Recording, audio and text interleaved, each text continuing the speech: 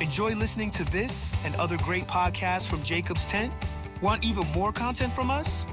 Download the Jacob's Tent app today and gain access to the latest videos, teachings, and exclusive content all in one location.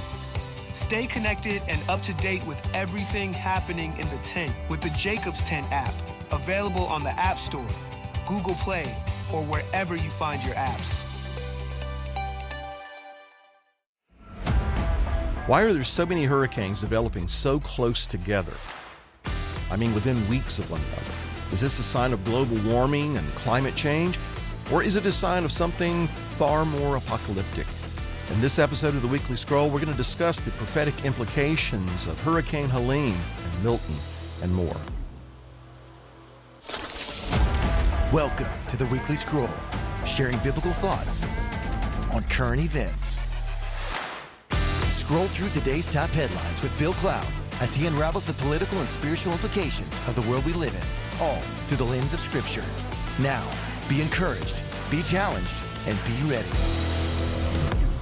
Welcome again to the Weekly Scroll. It's been a couple of weeks since we've been able to sit down and talk about current events, and a lot has happened in the last couple of weeks. Of course, politically, things are continuing to heat up.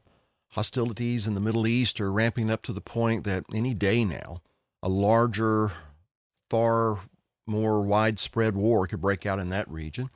But today I'm going to focus on some things that Yeshua highlighted in an exchange that he had with his disciples shortly before his crucifixion on the Mount of Olives. In fact, this exchange is called the Olivet Discourse. And in the midst of that conversation regarding the last days, Yeshua said this: "There will be signs in the sun and the moon and in the stars, and on the earth distress of nations, with perplexity, the sea and the waves roaring, men's hearts failing them from fear and the expectation of the things that are coming on the earth. For the powers of the heavens will be shaken." And that's in Luke chapter 21, verses 25 and 26. And so just to kind of summarize this, he says that there are going to be visible signs in the celestial bodies, the sun, the moon, the stars. Signs that I believe are specifically intended for God's people. And I say that because before Yeshua returns, he said that the days leading up to that return would be like the days of Noah. And in the days leading up to the flood of Noah, the world was completely oblivious to what was about to happen. That is, the people of the world. Because Messiah said of that generation, they did not know until the flood came and took them all away. This is, of course, in spite of the fact that Noah was a preacher of righteousness and had at least 100 years to share with them about this coming flood. But the point, they were oblivious to it. They were ignorant of it, or they were just apathetic about it. At any rate, they had no idea what was about to hit them until it did. So that is why I say, I believe that these signs in the sun, moon, and stars that Yeshua refers to, and all the other signs that he alludes to, are, yes, for the world, but more specifically, are designed to attract the attention of God's people. And what are these signs for? They are to alert us about things that are getting ready to happen on the earth. Events that, according to Yeshua, will provoke distress among the peoples of the world. That Greek word that is translated as distress conveys the idea of something that's being constricted, it's being held, it's being forced into a certain way. In fact, it's a narrow way. This same Greek word is often translated as straits, S-T-R-A-I-T-S, something that you and I are very familiar with. In other words, pressure, something that feels like it's hemming you in. And this distress that Yeshua describes provokes anxiety, doubt, in the sense of being in an unescapable quandary. And this is what's going to overwhelm the people of the earth, according to the words of the Messiah. In fact, some will become so frightened that they'll lose heart. They will swoon and faint from fear of those things that they see coming upon the earth, things that are happening in the heavens. Because one of the things that he says will happen is there is going to be this loud roaring noise coming from the sea. It's going to be a sound that is caused by the swelling of the waves as the water is being agitated. And along with that, the forces in the observable heavens, that is our atmosphere, are going to become violent. They're going to become agitated as God shakes heaven and earth. These things that he describes are heralded by the signs in the sun, the moon, and the stars. Interestingly, the Greek word that is translated as sun is helios or helios. I'm not sure exactly which is the correct pronunciation, but Helios, helios or helios. Now, in Greek mythology, Helios is the name given to the Greek god who personified the sun, S-U-N.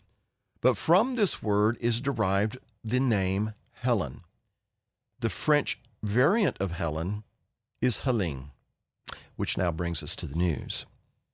The current death toll from Hurricane Helene is now over 130 people, but that is expected to rise. And in fact, some estimates project the death count is going to be over 500, although we don't know for sure just yet. It's still unclear just how many people are unaccounted for, how many are missing, and that's why the death toll could and probably will rise even higher.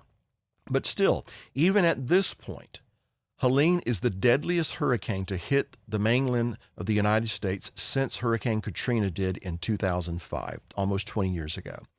Half of the victims are in North Carolina. Dozens more were killed in Florida, Georgia, South Carolina, Tennessee, and even up into Virginia. Of course, as you know, the city of Asheville, North Carolina, a very beautiful place, and that surrounding area was hit particularly hard with torrential rains and flooding. Of course, the region is devastated. Entire communities have been wiped out by raging waters, and it is likely to take years, yes, years, to rebuild what was wiped out in just a matter of hours. Now, at the time we are filming this weekly scroll, there's another huge storm, Hurricane Milton, that's turning out in the Gulf of Mexico. In fact, by the time this airs, it will probably have already made landfall. And this particular hurricane has been a Category 5. I think currently it's down to a Category 4. It is expected to make landfall as a Category 3, but the storm surge is expected to wreak devastation all along Florida's western coastline. Right now, it is the fourth strongest storm since record keeping began. Now, let's pray that the devastation is not what it looks like it could be. We certainly hope it does not match that of Helene. And we hope that for the people, and especially considering that if we have to go on the response that the federal government has given to the victims of Hurricane Helene, another major storm that wreaks massive destruction on the heels of that one, it doesn't bode well because the response of FEMA and other federal agencies have been so far questionable. Now, 3 months ago, the Department of Homeland Security Secretary Alejandro Mayorkas assured the nation that FEMA was, quote, tremendously prepared, end quote, for hurricane season. But just last Wednesday, that same Mayorkas said that FEMA, an agency that he oversees, may not have enough funds to get through the hurricane season. And he said that before there was a Hurricane Milton. Now, it's my view that until now, the hurricane season had been relatively quiet. Nevertheless, Mayorkas is saying that FEMA is soon to be depleted of funds for the hurricane season, and that is despite the fact that President Joe Biden recently signed a funding bill that included an extra, I say extra, $20 billion with a B for FEMA's Disaster Relief Fund. Now, that Milton is about to make landfall and threatening even more damage, where will the funds come from that FEMA will need for yet another recovery from yet another massive storm? As of right now, people who are in need are being promised $750 in immediate assistance. And all they have to do is to go online to the website or get on their phone and download the app in order to apply for this assistance. And I'm sure that those people will be doing that as soon as the power comes back on and cell service has been restored. And as an aside, just recently, $250 billion with a B, $250 billion was sent to Ukraine, a country that has a population of about 38 million people, which equates to about just over $6,500 per person. Apparently, the shortage is the result of $1.4 billion in FEMA funds being spent on the migrant crisis over the last 2 years. Now, on that note, the Immigration and Customs Enforcement Agency, that is ICE, recently told lawmakers that tens of thousands of these illegal immigrants, people who have sex offenses and homicide convictions, that many of these immigrants that are on the street are these people. There are currently more than 7 million people on the, quote, non-detained docket. That is, those who are out and about and unaccounted for. And among those on this particular list, not in detention, over 425,000 of them are convicted criminals.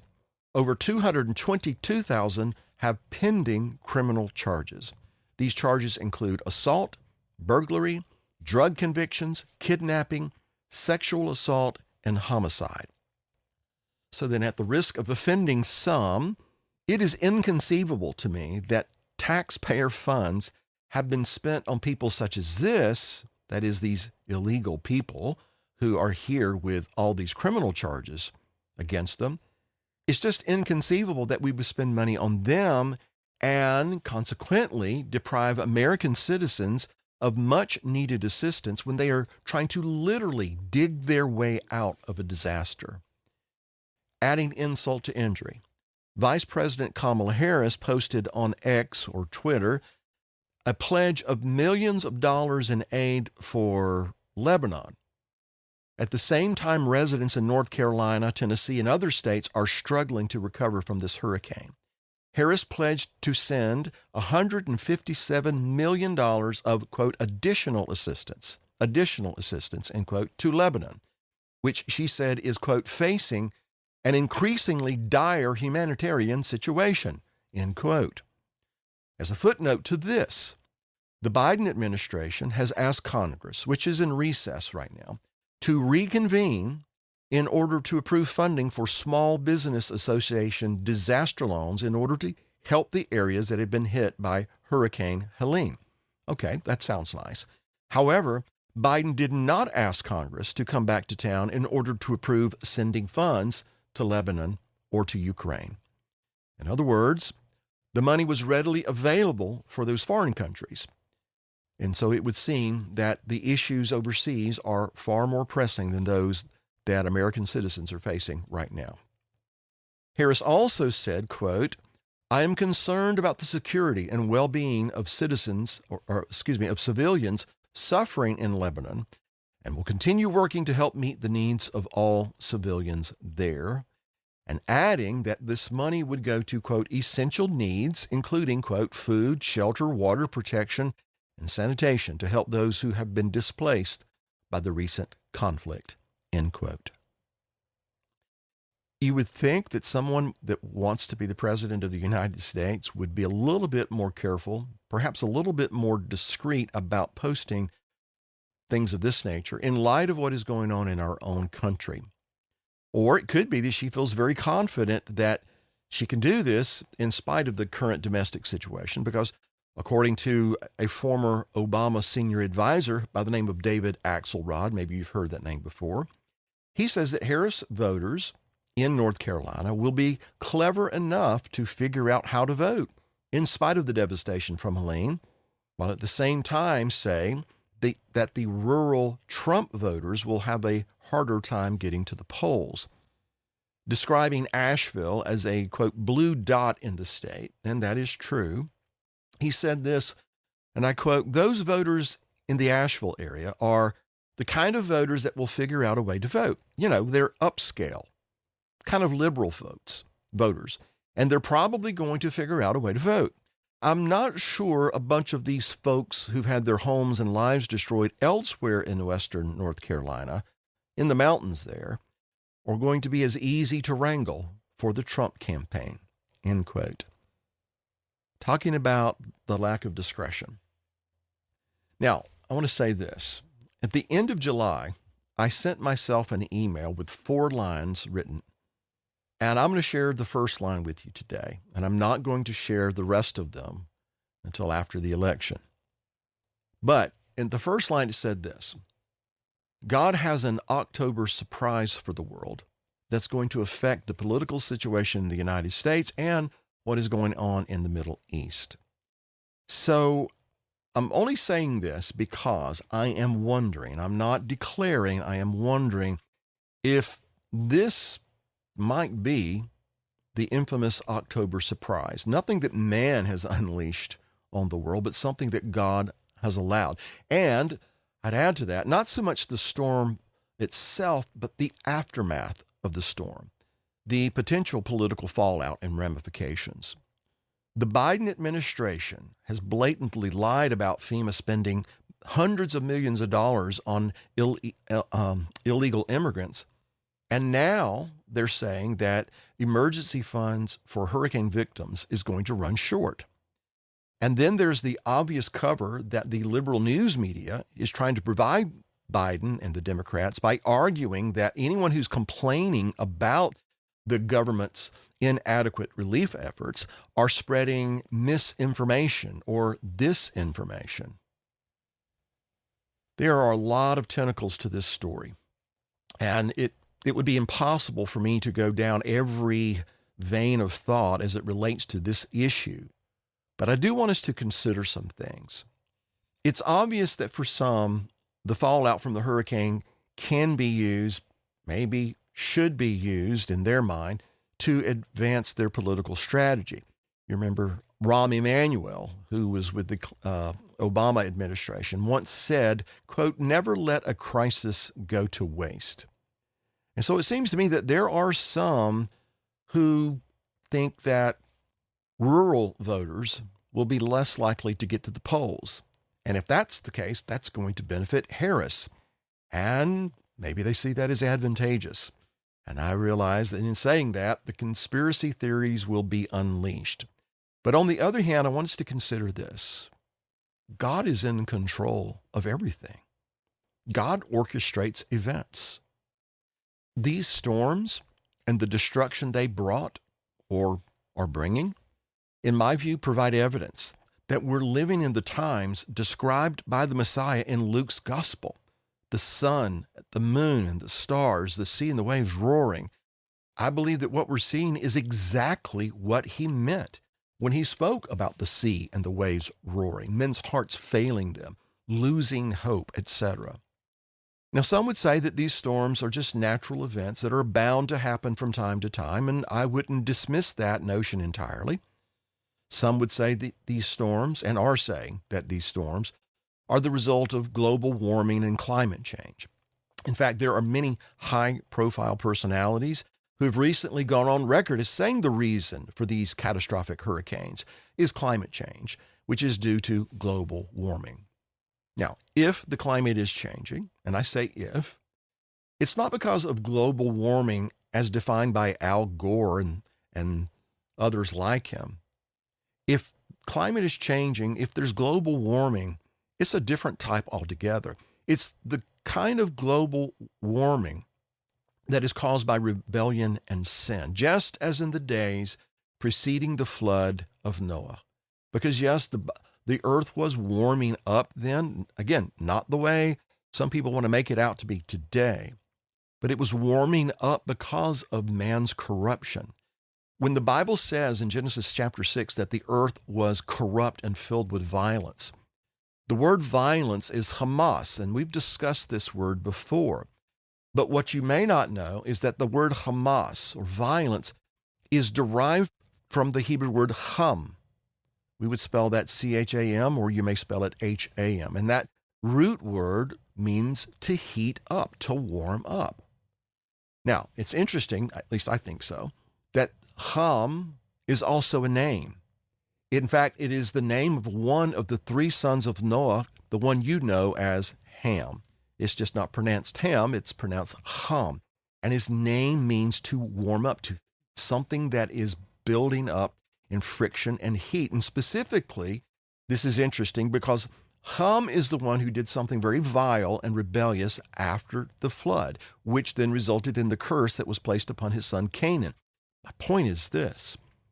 Leading up to the flood of Noah, the planet was heating up in the sense that man was rebelling further. They were corrupting themselves, and as they corrupted themselves, in turn, that corruption affected the planet, and the planet responded. So then, these storms like Helene and Milton, as far as I'm concerned, they are signs that are being given to us by the Creator that this world is in a corrupt state, and it's because mankind has corrupted his way upon the earth, just as it was in the days of Noah. Furthermore, the creation, which Paul said was, quote, subjected to futility, not willingly, but because of him who subjected it in hope, because the creation itself also will be delivered from the bondage of corruption into the glorious liberty of the children of God, groans and labors with birth pangs together until now. That's in Romans chapter 8. In other words, my view is that these storms, and along with a host of other signs, are the birth pangs that Paul was referring to. And as it is in the natural, the closer we get to the delivery of the child, who in this case are the sons of God, it's the redemption of God's people that we're referring to. But again, as it is in the natural, the closer we get to the delivery, the more frequent and the more intense these birth pangs will become. Yes, these storms have occurred long before now, but according to the Bible, we should expect that we're going to see an increase in frequency and ferocity of these storms. And so within 2 weeks, 2 major storms have threatened Florida and other regions of the Southeast. So then when these storms develop, and if they do, I should say when they do, increase in frequency and violence, what are we to make of that? In my view, God's trying to get our attention, the people of God.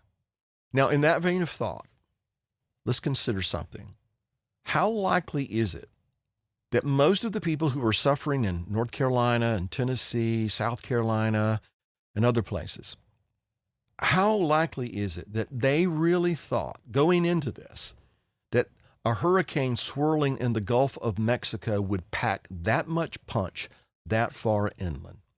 In other words, how many people were completely taken by surprise, even though there were multiple warnings given in advance? How many people would have guessed that in just a matter of hours, Asheville, which is home to about 95,000 people, which is also hundreds of miles from any ocean, would lie decimated? Who would have imagined that the highways would be torn up and power lines would be strewn about like spaghetti? I think it's obvious. Most people did not think that would happen, because if they had thought it was going to happen, a lot less people would be struggling to access food, water, and electricity right now. Helene's aftermath has been likened to a war zone. Officials have described it as being post-apocalyptic. If they had been convinced that this was going to happen, don't you think people would have made better preparations? Now, I'm saying this not to condemn anyone. I'm not at all. My heart goes out to those people. It's just to point out that mankind at large places far too much confidence in our earthbound wisdom and our abilities, and we habitually discount the power and the sovereignty of Almighty God. As it is written, the wicked in his proud countenance does not seek God. God is in none of his thoughts. His ways are always prospering. Your judgments are far above and out of his sight. As for all his enemies, he sneers at them. He has said in his heart, I shall not be moved.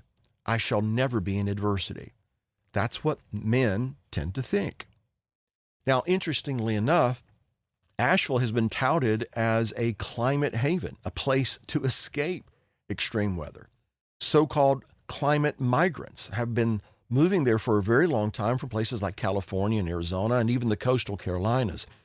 There are online forums where people were discussing where to go to escape heat and floods and fire And the name Asheville, North Carolina kept coming up very consistently. In fact, in 2019, one person wrote that they didn't want to be, quote, in a place that has constant threat of natural disasters that will destroy our property, so we are planning on moving to the Asheville area. Even climate experts, even those who call Asheville home, believed that they were insulated from the worst risks. One so-called expert said that she and others, quote, have labored under the illusion that we live in a relatively climate-safe place, end quote. But then another climatologist put it this way: if you live in a place that can rain, you live in a place that can flood.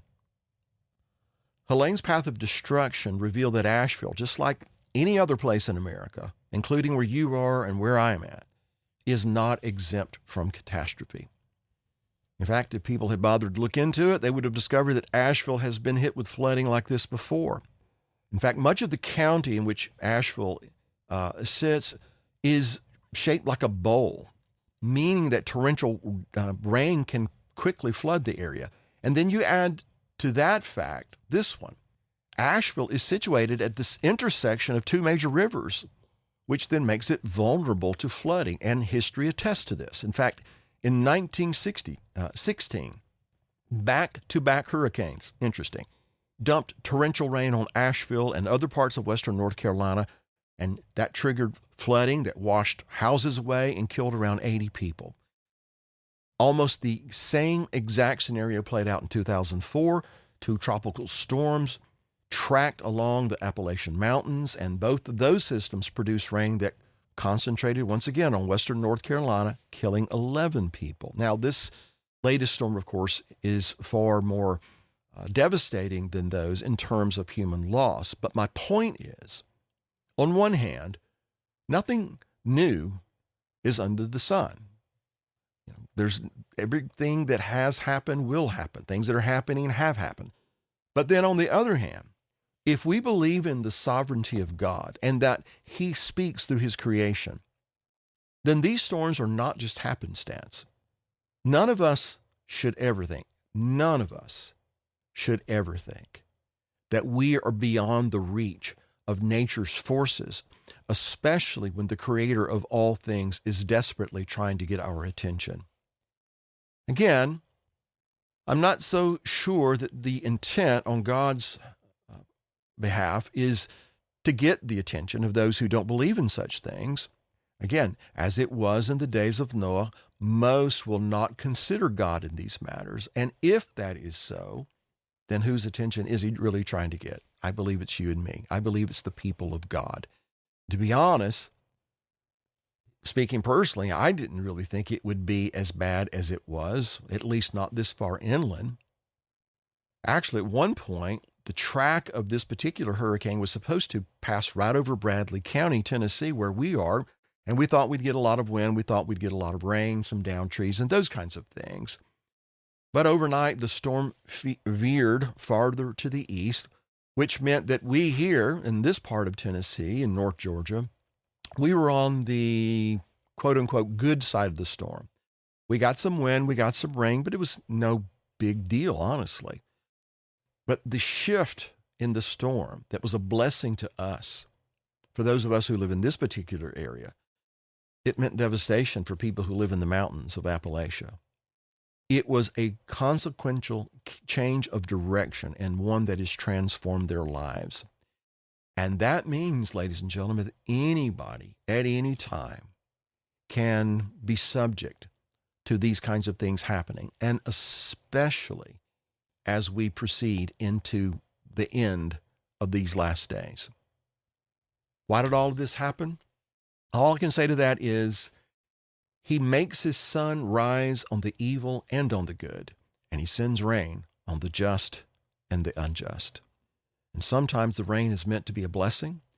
Sometimes the rain is the consequence of disobedience.